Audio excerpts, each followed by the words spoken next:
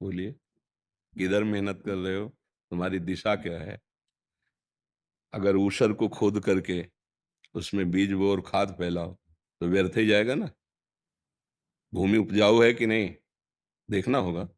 बीज घुना हुआ तो नहीं है, देखना होगा। ऐसे ही देखना होता है तुम्हारा कर्म क्या है, शास्त्र प्रमाणित है कि नहीं, तुम्हारा कर्म की दिशा किधर है। अधर्म युक्त कर्म है, मेहनत तो अधर्मी भी करता है ना। प्राण की बाजी लगाकर दूसरों के घर में कूदता है, चोरी करता है, व्यभिचार करता है, हिंसा करता है, लेकिन उसका फल क्या मिलता है? दुर्गति उसकी। मेहनत तो एक भी करता है जो दूसरों की जान बचाता है, दूसरों की समस्याओं में खुद खड़ा होकर उसको झेलता है और दूसरों को सुख प्रदान करता है, धर्म से चलता है। दिशा क्या है आपकी मेहनत की, समझना होगा ना कि हमारी दिशा क्या है। हाँ, जैसे आप पढ़ाई लिखाई किए, बहुत मेहनत करके माता पिता ने आपको पढ़ाया, और आपके पूर्व कर्मों का परिणाम आपको दुख भोगना है, तो आपको नौकरी नहीं मिलेगी। डिग्री आपके पास रहेगी, घूमो आप। क्यों? पूर्व में आपके ऐसे कर्म हुए हैं कि वर्तमान में तुम कोई चिदानंदमय पढ़ाई तो पढ़ी नहीं कि उसको नष्ट कर दे। है तो लौकिक पढ़ाई ही ना। तो लौकिक में उस लौकिक कर्म को नष्ट करने की सामर्थ्य नहीं, अलौकिक कर्म में है। हाँ, लौकिक पढ़ाई पढ़ते हुए यदि तुम धर्म निष्ठा से चलकर माता पिता की वंदना करते हुए, नाम जप करते हुए, यह है अलौकिक बाण जो नष्ट कर देगा उस कर्म को, वो आगे विधान बना देगा। प्रायः हमारे वर्तमान के भी कर्म धर्मयुक्त नहीं होते, पूर्व के कर्म। क्योंकि अगर बुद्धि शुद्ध होती तो इस जन्म के हमारे कर्म भागवतिक होते ना, तो नहीं हो रहे। मतलब पूर्व से भी ऐसा चला आ रहा है। अब हम पढ़ाई पढ़ रहे हैं, बड़ी मेहनत करके डिग्री प्राप्त कर रहे हैं, लेकिन कहीं कोई गुंजाइश नहीं है, कहीं कोई लाभ नहीं। हम व्यापार कर रहे हैं, हर जगह हानि होती चली जा रही। हम उन्नति के लिए हर प्रयास कर रहे हैं, लेकिन निष्फल होता चला जा रहा है। क्यों? क्योंकि हमारे पूर्व कर्म हमको भोगने हैं, हमको दर दर भटकना है, ठोकरें खानी है। शरीर अस्वस्थ, माइंड अस्वस्थ, हर अव्यवस्था ये हमारे कर्म का परिणाम होता है। नहीं तो बहुत से लोग ऐसे देखे जाते हैं कि आपकी बुद्धि से भी कम है, मतलब उनमें उतनी चतुरता, इतनी पढ़ाई लिखाई, इतनी, और बहुत वैभव ऐश्वर्य, और उनको सम्मान मिल रहा है। यद्यपि योग्य वर्तमान में उनकी योग्यता नहीं है, लेकिन उनको राजकुमार जैसा सुख मिल रहा है, सारी व्यवस्थाएं मिल रही। ये पूर्व का उनका सुकृत पुण्य काम कर रहा है, वो टिकेगा नहीं। जितने समय उनका पुण्य खत्म होगा फिर वहीं आ जाएंगे वो। एक कर्म केवल है जो टिकाऊ है और दोनों को संभाल सकता है, पाप और पुण्य दोनों को शासन में ले सकता है। वो है भगवान का नाम, वो है भगवान की शरणागति, भगवान का आश्रय। अगर इधर मेहनत को मिला लो तो बात बन जाए। जो भी कर्म किए जाए शास्त्र सम्मत हो, धर्मयुक्त हो, भगवान को अर्पित किया जाए, और भगवान का नाम जब चलता रहे, तो आप संसार पर क्या, त्रिभुवन पर विजय प्राप्त कर लेंगे, परम सुख को प्राप्त हो जाएंगे ना। हाँ, धर्म से चलने वाले का अंतिम परिणाम बहुत बढ़िया होता है। ऐसे थोड़ी ज्ञान प्राप्त हो जाता है। मेहनत सत्य है तो विफल नहीं होगी, और असत्य है तो उसका वर्तमान में करने पर भी दुख और परिणाम में दुख। देखना होगा आपकी दिशा क्या है।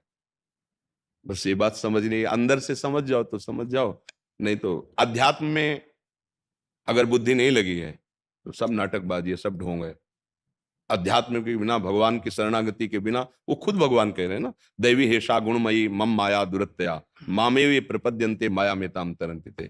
अभी कहते ना तुम्हारी सारी मेहनत सफल होगी, ऐसा करो ऐसा करो, अभी आप खुश हो जाओगे। तो आपको सत्य बता रहे ना कि धर्म से चलो, भगवान नाम जप करो, माता पिता की सेवा, बुजुर्गों की सेवा, दूसरों का हित। अरे, कोई खास बात नहीं है।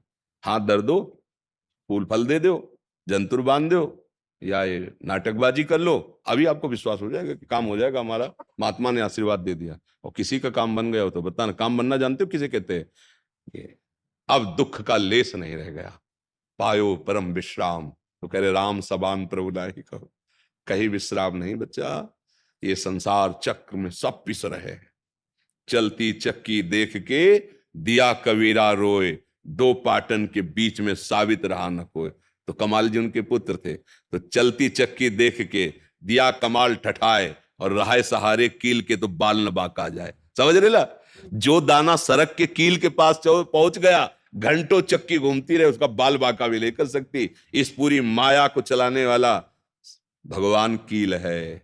उमादार जो सित की नाई, सबहि नचावत राम गोसाई। नट मरकटियो सबहि नचावत राम खगेद, वेद जस गावत। भैया मान लियो, राय सहारे कील के तो बाल न बांका जाए, सब ज्ञान प्रकाशित हो जाएगा, सब सुख आपके चरणों में आ जाएंगे।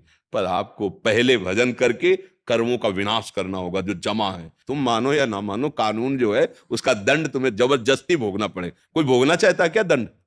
जेल में डंडा मार के हथकड़ी बांध के जबरदस्ती जेल में जाला, ऐसे जबरदस्ती तुमने जो कर्म किए तुम्हें भोगना पड़ेगा, पूर्व में किए हुए कर्म।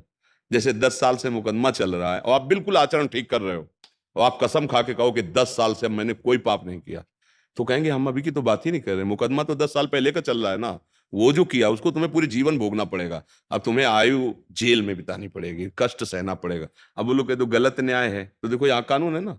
तो ऐसे ही चूंकि बहुत जन्म होते चले आ रहे हैं, तो पूर्व जन्मों का जो हिसाब है, अब नया जन्म तो हो गया है लेकिन वो हिसाब उसका जो भोगना है, तो कहते हैं, अभी तुम कोई गलती कर नहीं करे, अभी का थोड़ी चल रहा है, मुकदमा तो पहले से चल रहा है, फाइनल हुआ है इस मानवदेह में, इतने दिनों के बाद ये तुम्हें भोगना पड़ेगा, सुख या दुख।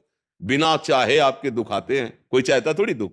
भैया एक कर्म ऐसा है जो उसको विध्वंस कर सकता है, वो है भगवान का आश्रय और नाम जप, और वो कोई करना नहीं चाहता। हम ये देख रहे हैं, हाँ प्राय हमें शुगर है, हमें कैंसर, डॉक्टर के पास जाओ, हाँ वो समझते हैं कि कलावा बांध देंगे, छू कर देंगे, आशीर्वाद दे देंगे। भूल में मत रहना, बड़े बड़े ब्रह्म ऋषियों को, महात्माओं को जो शारीरिक रोग हुए ना, भोगे हैं, भोगे हैं। क्या समझते हो? ये किडनी किडनी ठीक होना कोई बहुत बड़ी बात है क्या? कुछ नहीं है। पर अगर ये तो फिर वो नहीं, और वो तो फिर ये, इसकी सत्ता नहीं, इसलिए भोग लेते हैं। बड़े बड़े महा कैंसर है, अमुक अमुक कष्ट है, भोग लेते हैं। तो आप समझो इतना बड़ा महापुरुष रामकृष्ण परमहंस जी भगवान कहे गए हैं, गले में कैंसर था, तो तुम चाहते हो ये ऐसे छूछा आशीर्वाद दो तो तुम्हारा ठीक हो जाएगा? अब थोड़ी तो बुद्धि लगाओ यार।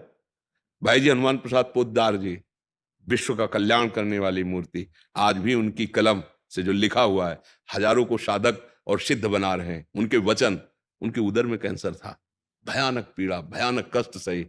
समझो, एक महात्मा 108 गोपाल शास्त्र नाम का रोज पाठ करते थे, और गिरिराज जी की रोज परिक्रमा और भिक्षा वृत्ति से रहते, लकवा मार गया ऐसे। तो पुजुड़िया बाबा, हरि बाबा, ये बड़े महापुरुष थे, समीप गए और कहा महाराज मुझे पता है, आप एक संकल्प कर लो तो पूरे विश्व का लकवा ठीक हो जाए, आप क्यों इतना? तब उन्होंने कहा स्वामी जी काहे को विनोद करते हो? ब्रह्मास्त्र का प्रयोग मच्छर मारने के लिए थोड़ी किया जाता है, ये शरीर तो छूटेगा आज नहीं तो कल छूटेगा, अब इसका जो भोग है भोग लेती। इतना बड़ा भजनानंदी महात्मा अपने रोग को सह रहा है, सत्य बात यह है। और तुम चाहते हो कि तुम्हें कोई जंतुर बांध दे, छूछा कर दे, हाथ रख दे, तुम निरोग हो जाओगे। कर्म अवश्यमेव भोक्तव्यम, नाम जप करो, भगवान का आश्रय लो, जो दुख सुख आवे भगवान के सहारे सह जाओ, अगला सुधार लो, अगली बात संभाल लो, आगे के दुख मिटा दो, वो भगवान का आश्रय। अब हमें तो यही अध्यात्म से पता चला है कि भगवान की शरणागति के बिना दुखों का नाश नहीं। अब व्यर्थ की मेहनत करो तो बात अलग है, पढ़ाई पढ़ रहे हो आपका कर्तव्य है, परिवार के सेवन के लिए धन चाहिए आपका कर्तव्य है, आप अपने कर्तव्य का पालन करें। अगर कर्तव्य के पालन में दुख सुख आ रहा है, उससे निरपेक्ष रहना पड़ेगा। ऐसा नहीं कि आपका पूर्व कर्म बिगाड़ने के लिए तैयार है और आप अपने इस समय की पढ़ाई से आप सुख प्राप्त कर लें। एक बात है, अगर नाम जप करोगे तो समझ जाओगे। अब ये आप देख लीजिए, हमारी बात वैसे कम समझ में आएगी, क्योंकि वो बुद्धि संसारिक होती है ना, तो ये अध्यात्म समझ में नहीं आता, ऊपर से निकल जाती है। अगर इतनी समझ में आ जाए, राधा राधा राधा राधा राधा, अब चाहे मरूं चाहे जीऊं चाहे जो हो परिस्थिति, राधा राधा नहीं छोड़ूंगा, फिर आप बता देना, विध्वंस कर देगा नाम सारे अशुभों को। जरूरी थोड़ी वो जो सृष्टि बनाया है किसी सहयोगी से नहीं, अपने आप से बनाया है, और जब उससे सीधा कनेक्शन है, वो कैसे देगा तुम्हें पता ही नहीं, कैसे देगा, वो कैसे महान आपको बना देगा, वो सामर्थ्यशाली है। हमें तो यही विश्वास है, और यही बात हमें संतों की कृपा से, शास्त्र की कृपा से समझ में आई, और शायद आप भगवान की कृपा पात्र हैं कि यही बात सुनने को आपको मिल रही है। नहीं तो ये बातें भी सुनने को नहीं मिलती। हाँ बातें ले सुनने को, वहां ऐसा कर दो वैसा हो जाए, राधा राधा राधा राधा जहां श्री राधा वहां कोई नहीं बाधा है। वो एक दिले को सुबह में आते हैं ना, तो एक बोर्ड लिए खड़े थे, न चिंता हो न भय हो, राधा रानी की जय हो।